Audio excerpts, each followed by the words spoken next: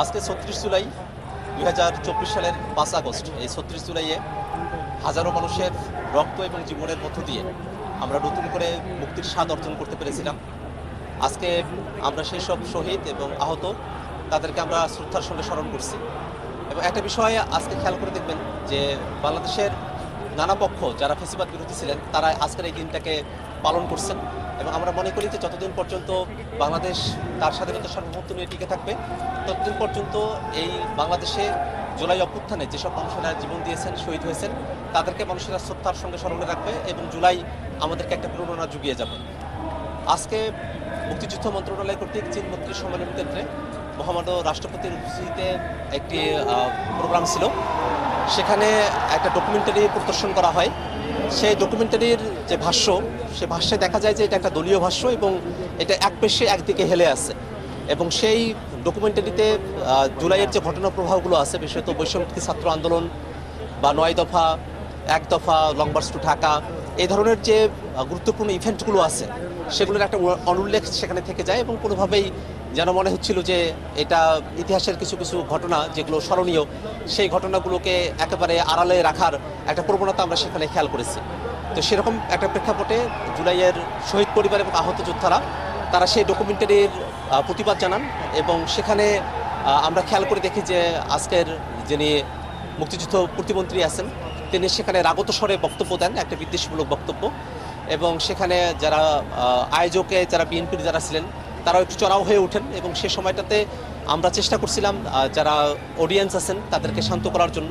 আমি স্টেজে উঠি এবং সেখানে অডিয়েন্স যারা আছেন জুলাই আহত পরিবারের সদস্যরা তাদেরকে শান্ত করতে কাজ করি আর কি। কিন্তু বাস্তবতা হলো যে আমরা যে ডকুমেন্টারিটি দেখেছি এই ডকুমেন্টারিটা এটা অবচেতনভাবে তৈরি করা না, এটা খুবই স্বেচ্ছাকৃতভাবে এরকম একটা ডকুমেন্টারি তৈরি করা হয়েছে।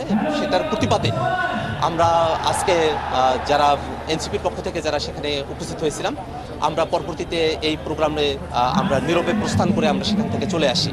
তো সামগ্রিকভাবে আমাদের কাছে যেটা মনে হয় যে একটা জিনিস খেয়াল করে দেখবেন যে বিএনপি আসলে সব জায়গায় একটা দখলদারিত্বের জায়গা তৈরি করেছে। এখন ইতিহাসেও তারা তাদের দখল প্রতিষ্ঠা করতে চায়। এটা তো বাংলাদেশে আওয়ামী লীগ করেছে। আওয়ামী লীগ মুক্তিযুদ্ধের ইতিহাসকে একেবারেই দখল করে ফেলেছিল। তারা কোনোভাবেই আর কাউকে সেখানে তার অবদানকে, কারো ঘটনা প্রবাহকে তারা আমলে নিতে চাইতো না। তারা যেন বা আওয়ামী লীগ একমাত্র মুক্তিযুদ্ধ করেছে এরকম একটা বয়ান তারা প্রতিষ্ঠা করতে চাইতো, অথচ সেটা নিয়েও বিতর্ক জায়গা আছে। এবং সে কারণেই আমরা এটা মনে করি যে আজকে যে ডকুমেন্টারিটি প্রদর্শন করা হলো সেটার ব্যাপারে যদিও মুক্তিযুদ্ধ মন্ত্রী তিনি দুঃখ প্রকাশ করেছেন, তা আমরা মনে করি যে সামনের দিনে সরকার এই বিষয়গুলোতে দায়িত্বশীল ভূমিকা পালন করবে এবং অভ্যুত্থানের যারা শরিকদার আছেন, যারা এই আন্দোলনের সংগ্রামে সামিল হয়েছিলেন এবং যে ঘটনা প্রবাহ সেগুলোকে সঠিকভাবে উপস্থাপনের মধ্য দিয়ে একটা রাষ্ট্রীয় ডকুমেন্টারি সেটা প্রস্তুত করা হবে এবং সকল ক্ষেত্রে সকলের যে অংশগ্রহণের যে ইতিহাস সেটাকেও জাতির সামনে পরিষ্কারভাবে উপস্থাপন করতে হবে। আমি ওখানে আজকে যাইনি তো ওটা অ্যাভয়েড করি। আর কোনো বিষয় এইটার বিষয়ে বলবো? হ্যাঁ, এই প্রোগ্রামের বিষয় একটু বলুন। আচ্ছা, আজকে মনসুন কালচারাল অ্যালায়েন্স কর্তৃক সংসদ ভবনের বিপরীতে মালিক পে এভিনিউতে একটা কালচারাল প্রোগ্রামের আয়োজন করা হয়েছে। সেখানে আপনারা দেখতেই পাচ্ছেন যে হাজার হাজার তরুণরা সেই কালচারাল প্রোগ্রামে তারা অ্যাটেন্ড করেছেন। এবং এখানে একটা বাস্তবতা হলো এই প্রোগ্রামগুলো যখন আমরা ৩৬ জুলাইকে কেন্দ্র করে করি তখন আওয়ামী লীগের পক্ষ থেকে নানা ধরনের হুমকি থামকি ভয়ভীতি প্রদর্শন করা হয়। কিন্তু এইসব ভয়ভীতিকে উপেক্ষা করে এই যে তরুণরা এখানে এসেছে, এটা শুধুমাত্র এখানে গান শোনার জন্য তারা এসেছে বিষয়টা এরকম না। তারা জুলাইকে ধারণ করে এখানে এসেছে এবং জুলাইয়ের যে আকাঙ্ক্ষার জায়গা, জুলাইয়ের যে প্রেরণার জায়গাগুলো আছে সেই বিষয়গুলো কিন্তু আমাদের তরুণরা তারা মনে প্রাণে ধারণ করেন। এবং বাংলাদেশে রাজনৈতিক যে দলগুলো আছে আমরা দেখি যে জুলাইয়ের প্রশ্নে তাদের মাঝে ন্যূনতম একটা ঐক্য আছে, অন্য অনেক বিষয়ে মত পার্থক্য আছে।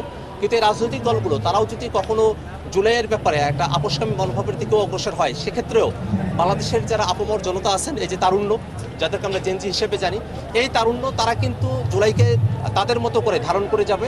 এবং সামনের দিনে এই ফেসিবাদীরা যারা আজকের দিনে আস্ফালন করছে, যারা বাংলাদেশ থেকে পালিয়ে গিয়েছিল, এই পলাতক ফেসিবাদীরা যারা এখনো পর্যন্ত আস্ফালন করছে, ফাঁসির রায় হয়ে গেছে তারপরেও তাদের আস্ফালন এখনো পর্যন্ত কমছে না।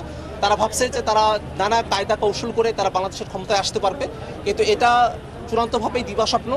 এবং কোনোভাবেই এই আওয়ামী ফেসিবাদীরা তারা বাংলাদেশে আসার সাহস করতে পারবে না যতক্ষণ পর্যন্ত এই তারুণ্য বাংলাদেশে অবশিষ্ট আছে।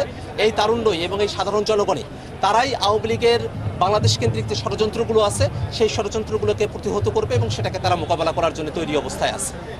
ধন্যবাদ। Thank you.